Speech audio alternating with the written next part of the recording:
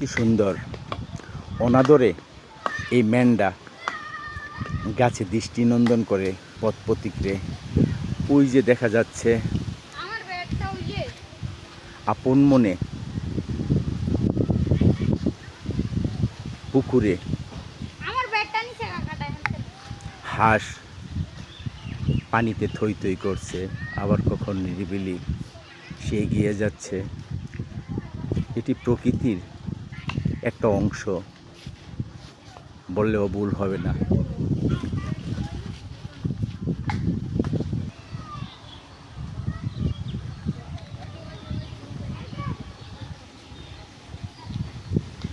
তোমার নাম কি? সুন্দর নাম, পড়ালেখা করো।